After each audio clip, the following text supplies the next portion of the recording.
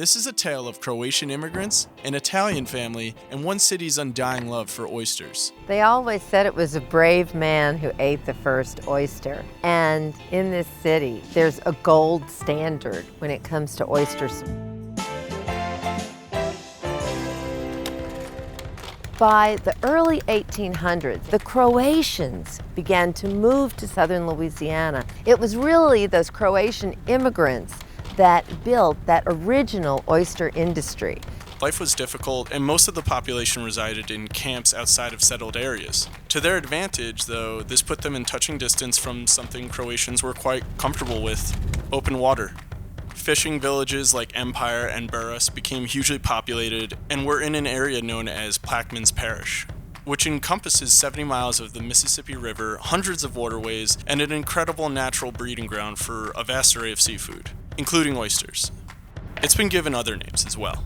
God's pond. Your Gulf oysters, you're not going to get any better than down here because they come out of God's pond. As a fisherman for oysters, that's an area that they're going to fish that day that's plentiful. Mississippi River, right when it hits the Gulf of Mexico, where all your tributaries go and all your marshland, God's pond. I'll tell you, nothing beats a Louisiana oyster. That's my addiction, is eating oysters. You go to an oyster shucker, you sit at the bar, and you have him grab it out the ice, pop that bad boy open, and you suck it right out the shell. A lot of people come here just to eat oysters. If that's what you're coming down here to do, the first person you're going to meet is an oyster shucker. I mean, they truly are ambassadors. One time a girl walked through that door and said, "Hey, Charles," and another girl walked through that door and said, "Hey, James," and I said, "Puddin' Tan, you asked me again, I'm going to tell you the same. I'm Uptown T, the one and only one beneath the sun, up and imitated, never can be duplicated. And I'm your oyster shucker in 3D. And you can call me Thomas, because I'm Uptown T." Oh, the first time I ever shucked an oyster, back in 1990. 2 days later, I'm the best oyster shucker in the world. When people say the best oyster shucker in the world, it's not shucking, mind you, alone, it's personality. They say it's an aphrodisiac, but just be careful. Like the old cats used to say, you put lead in your pencil, but if you don't have no stationery to write on or no one to write to, you in trouble from eating all them oysters. Step back and relax, because you're going to see me Uptown T. And you can call me Thomas. But let's take it back to the early 1900s. Different waterways became available for leasing, and it was this way that specific families developed their reputations for having the best oysters. Two of those family names were Popich and Jurisic, also known as P&J Oyster Company. The brand's now run by the fourth generation Sal and Al Sinceri and Al's son Salvador. Job description, shuck and job, baby, that's it. We are the iconic oyster company in the country. We're the oldest, continually operating since 1876, so we've been doing this for a few years. At this point, oysters were plentiful and in excess, so a lot went to waste. There wasn't a technique for preserving, storing, or shipping oysters yet, so most of them would spoil. That's where the Sinceri family comes in.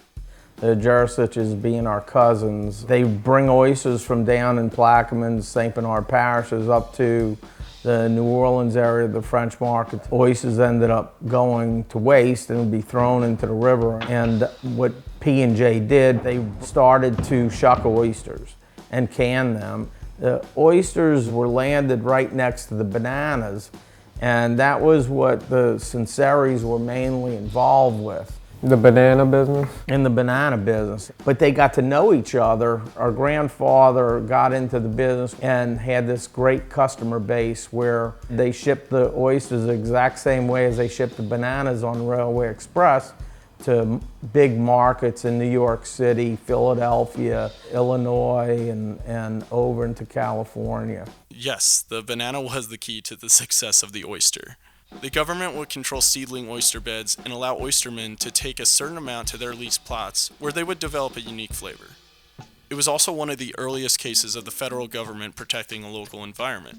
The late 1890s, the state decided it would develop a mapping system that would determine where people could lease. By 1902, the Oyster Commission was legislated as one of the first environmental regulatory group within the United States of America. Their whole idea was to protect and conserve while expanding that business. The Louisiana oyster, from that time on, became the workhorse oyster of the entire United States. The trains started running.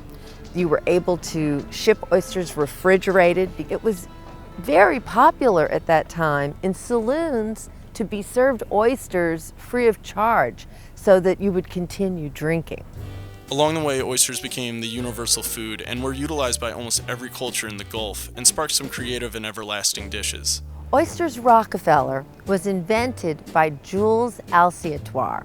In 1895, there was a snail shortage in France, and Jules Alciatoire, who was the proprietor and chef at Antoine's restaurant, was worried about what he was going to do since he couldn't get snails. And he said to himself, maybe the oyster can step in for the snail. You know, it's got two things that's behind it. It's named after the richest guy in the world, John D. Rockefeller. And then we also tinted green for the color money. And it's definitely upscale on that aspect. So it's like any other food. It's mixed feelings. It's either you love it or you don't care for it. You know, when I first tasted it, it was something I want to acquire to. Now I think it's delicious. Voila. Or should I say cha-cha-cha? Because we're not finished yet. When you talk about lunch in Nashville, you're talking about meat in threes.